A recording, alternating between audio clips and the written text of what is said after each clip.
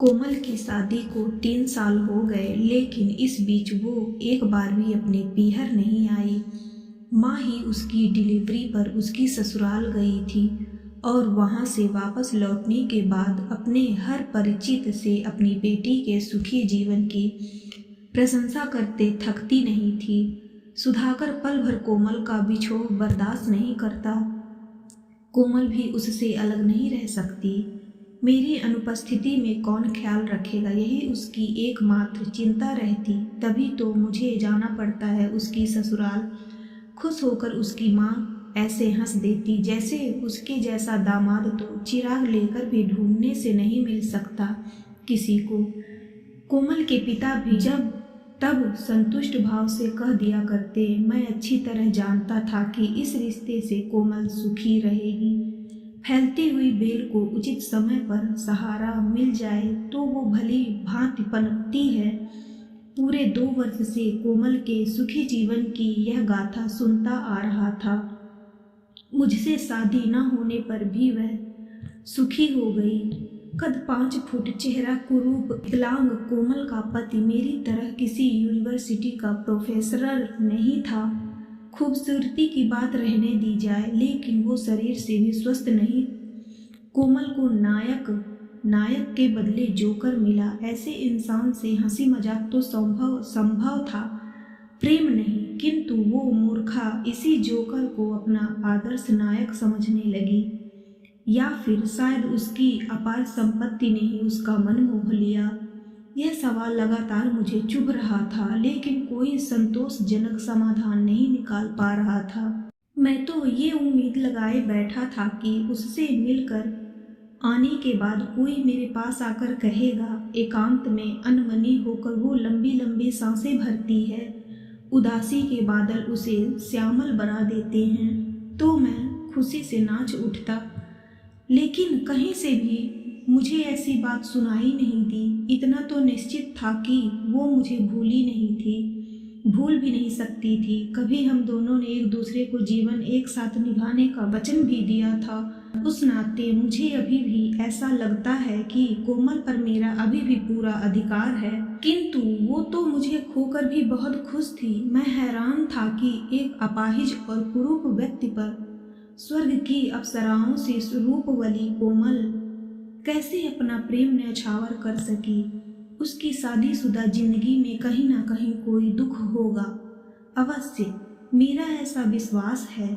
वो मिलेगी तो मैं उसका वो मौन दुख बांट लूँगा, और फिर मेरी दूषित कल्पना जिन चित्रों का निर्माण करती, उनमें मेरी वासना और हीन प्रवृत्ति का ही दिग्दर्शन होता। एक दिन अपने कमरे की खिड़की से मैंने कोमल को उसके पति और बेटे के साथ रिक्शा से उतरते देखा। अपने 1.5 साल के बच्चे को गोद में उठाकर उसने दूसरे हाथ से पति को सहारा देने की कोशिश की, लेकिन पति ने मुस्कुराते हुए इनकार कर दिया और संयोग की बात की उतरते वक्त संतुलन खो बैठने से वो जमीन पर गिर पड़ा। कोमल जोर से चिल्ला पड़ी, उसकी आंखों से आंसू छलछला आए, लेकिन उसका पति बिना किसी सहारा लिए उठकर खड़ा हो गया, ये दिखाने के लिए जैसे वाकई कुछ नहीं हुआ। जब वो आहत पांव से दिन रात घूमता रहा तो दूसरे दिन लाचार होकर उसे बिस्तर का सहारा लेना पड़ा। पूरे सप्ताह भर वो बिस्तर पर ही रहा। कोमल 1 मिनट के लिए भी उसे अकेला नहीं छोड़ती थी। मैं जब भी उसकी तबीयत पूछने उसके घर जाता तो वह उस 30 साल के बच्चे की परिचर्या में ही लगी दिखाई देती। एक दिन मैंने उससे पूछा, कोमल मेरे घर नहीं आओगी क्या? जरूर आऊंगी, तुम ना कहते तो भी जरूर आती, मेरा कुछ काम भी है। अपने अंतस से संयोजी पीड़ा का 2 क्षण मुझसे अलेख करके मेरा संबल पाने के अतिरिक्त कोमल को मुझसे भला और क्या काम हो सकता था। लेकिन मेरी ये सोच गलत थी। एक दिन मैं कोमल से मिलने उसके घर पहुंचा तो पति पत्नी के बीच संवाद चल रहा था। कोमल, तुमने मेरी बहुत सेवा की, अब मैं तुम्हें ये काम नहीं करने दूंगा। मैं सजग और सतर्क हो गया। अधखुले किवाड़ों की दरार से देखा। उसके पति ने उठने की कोशिश की, लेकिन कोमल ने उसे फिर लिटा दिया। मौसमी जूस का गिलास उसे पकड़ाते हुए बोली, पहले इसे पी लो जल्दी से। नहीं, पहले वचन दो कि मेरे गंदे बर्तनों को तुम नहीं छुओगी। नहीं, ऐसा नहीं हो सकता।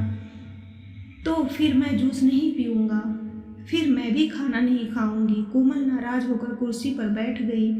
बीच बीच में वो कनखियों से पति को देख लेती। पति के चेहरे का हठ, निश्चय, आदर, स्नेह तथा करुणा की तरंगे बारी बारी से उठकर विलीन हो जाती थी। अंत में वो उसके दुराग्रह के आगे हार गया। उसने प्यार से कोमल को पुकारा तो कोमल उठकर उसके करीब आ गई। क्या कहते हो? कोमल के दोनों हाथ अपने हाथों में लेकर उसका पति बोला। ये हाथ कितने सुंदर हैं, है ना? हाँ हैं। ये आंखें कितनी सुंदर हैं। ये कोमल कितनी सुंदर है, अच्छी है ना? कोमल सस्नेह उसके बदन पर हाथ फेरती हुई बोली, जब तुम मेरे हो, तुम्हारा शरीर मेरा है, तब उसकी पीड़ा भी मेरी ही हुई ना। फिर ये भले बुरे का भेद कैसा? पति ने मानो हार मान ली। उसकी आंखों से खुशी के आंसू छलक आए। कोमल अपने पति की बाहों में सिमट गई थी। इससे अधिक मैं कुछ भी देख नहीं सका था। मैं मन ही मन निराशा से तिलमिलाया हुआ वहां से जल्दी ही चला आया था। और फिर एक दिन कोमल मेरे घर मुझसे मिलने आई। मैंने उससे पूछा, कहो कैसे आना हुआ? कोई काम था? हाँ, इसीलिए तो आई हूँ। तुमसे एक बात कहनी थी। कहो। अब तो तुम लेक्चरर बन गए हो, जल्दी ही प्रोफेसर भी बन जाओगे। शादी करने का विचार नहीं है क्या? मैं मन ही मन चौंका, लेकिन चेहरे पर आश्चर्य आने नहीं दिया। शादी भी एक उम्र होती है। मुझे जोर से हंसी आ गई। मैंने मजाक करते हुए कहा, शादीशुदा लोग दूसरों को भी शादी कराने के लिए क्यों इतने आधीर होते हैं? खुद अनुभव करके देखो। मेरी एक सहेली है, उपासना। कहो तो उससे तुम्हारे रिश्ते की बात चलाऊं। रंग सांवला, चेहरे पर चेचक के दाग हैं, लेकिन स्वभाव बहुत सरल है।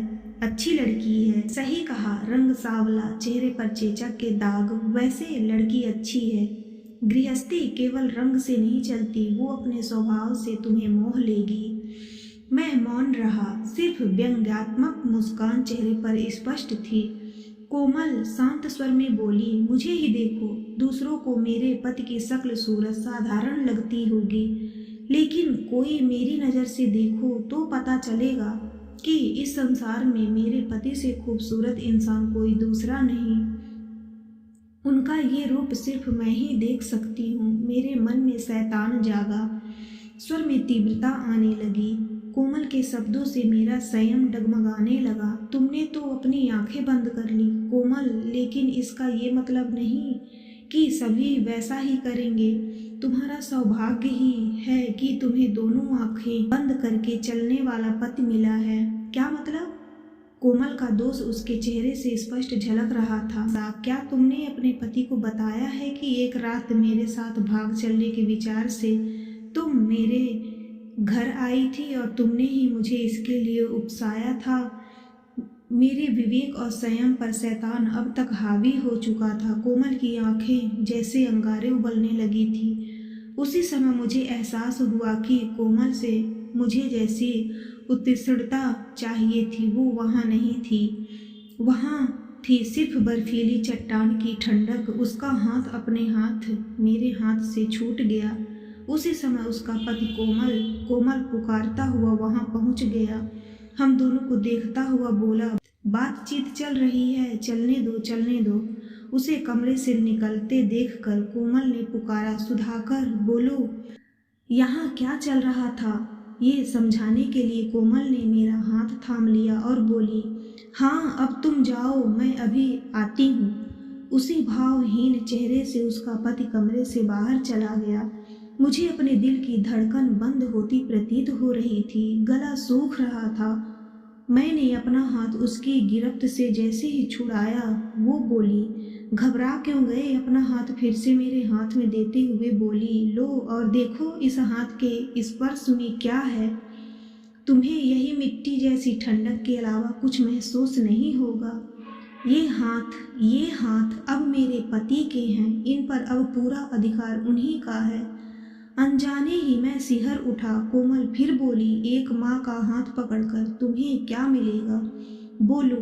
बस करो कोमल, मैं चिल्ला पड़ा, पर वो कहती ही गई, दुनिया की नज़र में मेरे पति कुरूप होंगे, पर मेरे लिए नहीं। जानते हो, जिस तरह एक माँ की नज़रों में उसका बच्चा कभी कुरूप नहीं होता, उसी तरह एक पत्नी के लिए भी उसका पति कभी कुरूप नहीं होता।